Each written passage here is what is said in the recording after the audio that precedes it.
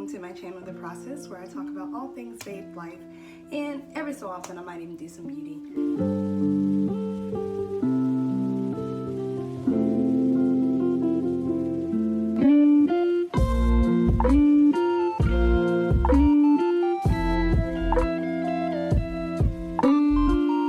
I really want to tell y'all some of the things that have had to be torn down for me. And today, I just want the first one to be is literally the simplicity of the gospel.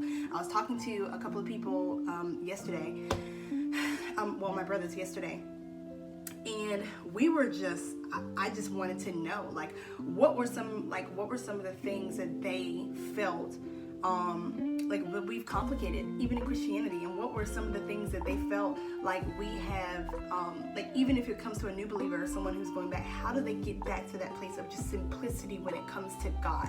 Because that's what I've been having to learn. I've literally had to tear down, and not tear down in the sense where I forget or I don't think it exists anymore.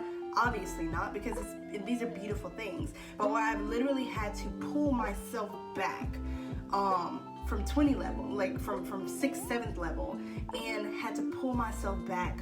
I won't even say to level 1, but to even knowing what the building is in the first place. Why am I even at this building? I've literally had to tear all of that down, and I've had to go back to the reason that we all are even here in the first place. And it's Jesus. I know we have a lot of debate about Jesus, and even just why he was here. Was he even real? What is his purpose? He's dead now. Well, he died. Yes, he rose again, but he's up there now. Why are we worshiping him?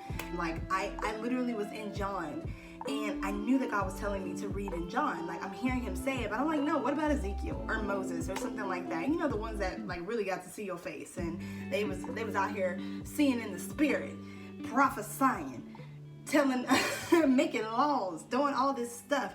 What about them? I want to read about them. And God had to ask me, since when did these become greater than the greatest miracle he ever did? And it was like, God, I'm sorry. Like, I had to apologize, because it was like, I literally heard him saying John, but I'm like, no, I don't want to read that. Like, that's too simple. Y'all, we cannot get to the place where this gospel is familiar to us. And that was something that they said yesterday, but it was becoming familiar to me. It was becoming familiar for me to be able to say Jesus died and rose on the 3rd day. It was even becoming familiar to me to say that even if he died for just you would still have been enough for him to die for. And it was becoming easy for me to be able to go to say those things, but like I was like missing the big picture. It's like the big picture kind of just faded in the background. So I had to tear down, I have been having to tear down almost like the pressure, the simplicity of the gospel is this, that God, being infinite and all-knowing and all-powerful, and having all of these things to worship and to adore him, to have constant fellowship with others, and to know his worth, thought it not even just necessary, but a strong desire that he would have us, that he would make us, that he would share pieces of himself, that he would make himself, put himself into this form, and to create us and make us even just a little bit lower than the angels, that we would be of that kind of importance to him. And not because, and my brother said this, and I almost passed out, not even because he needed us, it's because he wanted us. And to know, even in our rebellion, even in our complete lack of discernment, our complete lack of know-how, even in our knowledge of him, and yet still not actually wanting to be with him, even in all of that, he took the very piece of himself that was dear to him and said he would give it all, even if we never said yes. That is the simplicity of the gospel, to know that we have this all-powerful God and his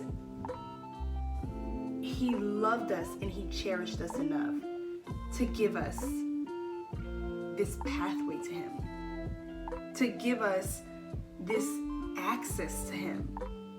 He said that we were enough.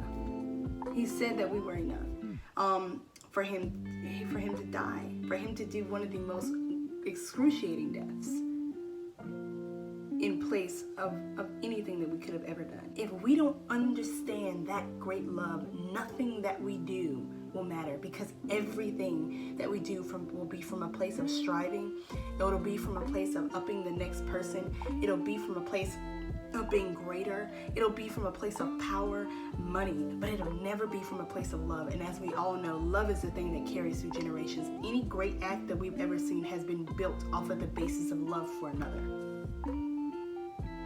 Like it's been built off of the basis. Any problem that we've ever seen in society has been built off the lack of love from another.